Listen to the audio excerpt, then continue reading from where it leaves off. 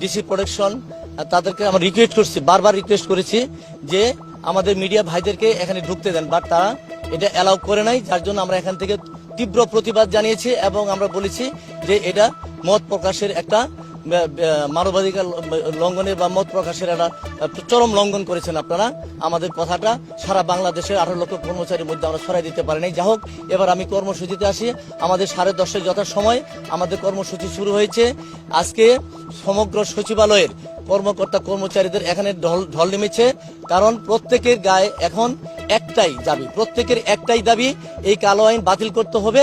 আমরা বাতিল চাই, আমরা ঘরে ফিরতে চাই, বাট যতক্ষণ পর্যন্ত আমরা এই কালো আইন বাতিল না করব, কোনো অফিসিয়াল অর্ডার না পাবো, ততক্ষণ পর্যন্ত আমাদের ঘরে ফিরে যাওয়ার কোনো সুযোগ নেই।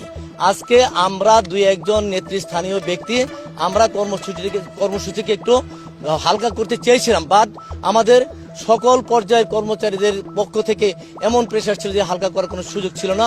যার জন্য এবং সারা বাংলাদেশ থেকে আমার কাছে ফোন আসতেছিল, ভিডিও বার্তা আসতেছিল যে সব জায়গাতেই আন্দোলন স্প্রেড করেছে এবং এটা আন্দোলন তারাও চালিয়ে যাবে, আমরাও চালিয়ে যাব। তারা আমাদের নির্দেশনা অপেক্ষা ছিল।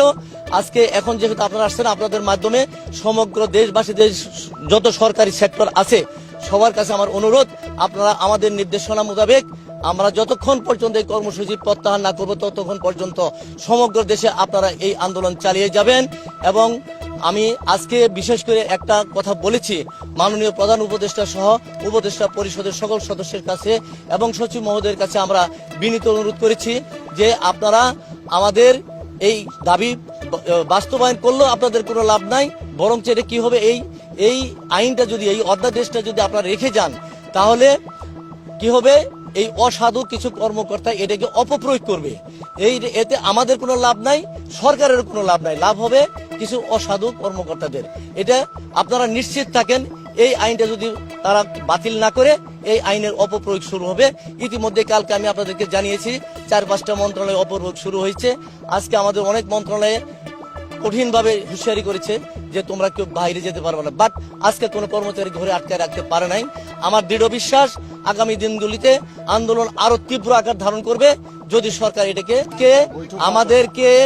আমাদেরকে ভূমি সচিবের পক্ষ থেকে একজন এসে আন্দোলন চলাকালে জানিয়েছে যে 2টার সময় আপনাদের সাথে বৈঠক হবে ক্যাবিনেটে, নাকি এটা আমরা নিশ্চিত না। আমাদেরকে একটা মেসেজ দেওয়া হয়েছে ভূমি সচিবকে প্রদান করে 7 সদস্য বিশিষ্ট সচিব একটা কমিটি করেছে আমাদের সাথে আলোচনা করার জন্য, বাট এখন পর্যন্ত আমরা অফিসিয়ালি কোনো ফোন পাইনি এবং এখন পর্যন্ত কেউ আমাদের সাথে যোগাযোগ করে নাই।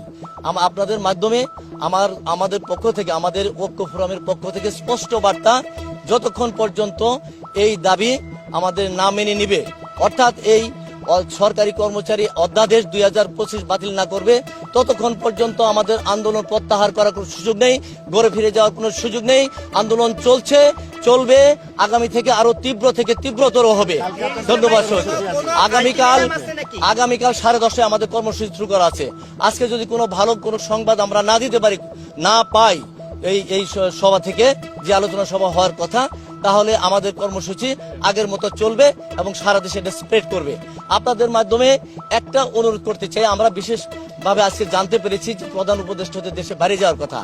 আপনাদের মাধ্যমে প্রধান উপদেষ্টার কাছে বিনীত অনুরোধ, আপনি যাওয়ার আগে এই বিষয়টা নিষ্পত্তি করে গেলে এই 18 লক্ষ কর্মচারী সুন্দর পরিবেশে সুশৃঙ্খলভাবে তাদের অফিসে বসে কাজ করবে। ইনশাল্লাহ আমরা আপনাকে সহযোগিতা করব, সার্বিক সহযোগিতা করব, আমরা ঘরে ফিরে যাব, আমরা কাজে মনোযোগ দেব। আর যদি এটা অনিষ্পন্ন অবস্থায় রেখে যান, এই আন্দোলন চলতেই থাকবে, একটা বিশৃঙ্খল পরিবেশ বিরাজ করবে। আমরা এই বিশৃঙ্খল পরিবেশ আমরা করতে চাই না, দেখতেও চাই না। আমরা আপনাদেরকে সহযোগিতা করতে চাই, আপনাদের পাশে থাকতে চাই, বাট তার আগে আমাদের এই কালো আইন প্রত্যাহার করার একটা সুস্পষ্ট ঘোষণা আমরা পেতে